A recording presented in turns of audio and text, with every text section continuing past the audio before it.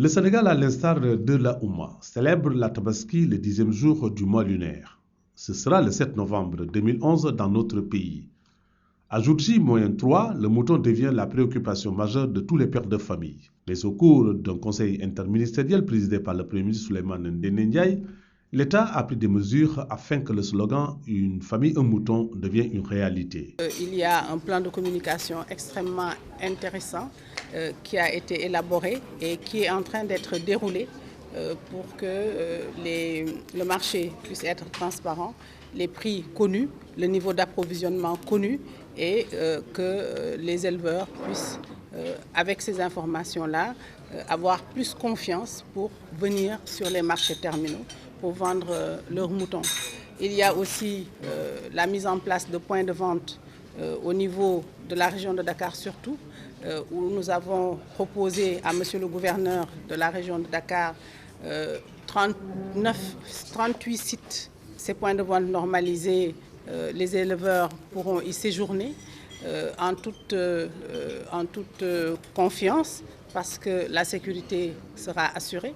Comme si cela ne suffisait pas, le ministre de l'Élevage et le ministre des Transports prennent en charge la complainte des éleveurs relative à la spéculation sur le transport du bétail à la veille de la fête. Au-delà des 10 camions du commissariat à la sécurité alimentaire mis à la disposition des éleveurs, les deux ministres ont décidé d'accompagner. Nous sommes tombés d'accord pour mettre en place une commission qui nous permettra de réfléchir pour avoir une meilleure structure des prix du transport et pouvoir fixer des prix qui permettront aux éleveurs de pouvoir convoyer les moutons vers Dakar, vers les autres grandes villes du pays, sans avoir à subir des spéculations sur ces prix de transport.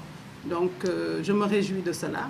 Je demande également à ceux qui sont à la tête des organisations professionnelles des transporteurs de bien vouloir sensibiliser leurs membres qui sont sur le terrain au niveau des régions, surtout les chauffeurs et les coxeurs, afin qu'ils puissent ne pas trop spéculer sur ces prix de transport. Il est nécessaire qu'il y ait une commission technique qui puisse définir une certaine structuration tarifaire.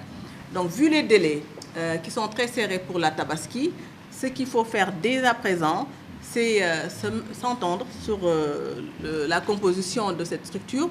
Nécessairement, il y aura les transporteurs, les éleveurs, le ministère de l'élevage, la direction de l'élevage, la direction des transports terrestres et le commerce. Travailler là-dessus, c'est-à-dire même si c'est quelque chose de provisoire sur laquelle on peut communiquer au niveau des radios pour fixer les tarifs, ce serait quelque chose de très bien pour cette Tabaski. Pour descendre toutes ces mesures du sommet à la base, des aides spéciaux ont été tenus dans les 14 régions du Sénégal. Pour constater de visu l'application des directives, Madame la ministre descend au niveau des zones d'attente de Sévékaï à Sandiara, en passant par Khombol et Birkelane. L'administration territoriale a rendu compte des travaux des comités ad hoc. Cette année, la situation a été véritablement prise en charge par un dispositif.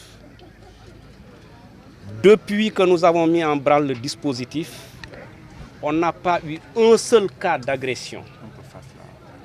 On n'a pas eu un seul cas d'agression de nos parents morts ou de nos vendeurs sénégalais.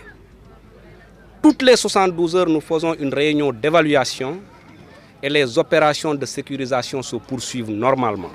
Au-delà des doléances qui se régularisent au fur et à mesure, la communauté maure et les professionnels locaux ont salué les mesures pour alléger les charges. Nous souhaitons une bonne fête de Tabaski à tous les pères de famille. On a bien regardé ce qui se passe à Sévékaï, ce qui se passe à Khombol et ce qui se passe aussi à Birkelane. On a remarqué dans tout le pays qu'il y a des moutons partout à travers les villes et à travers la brousse.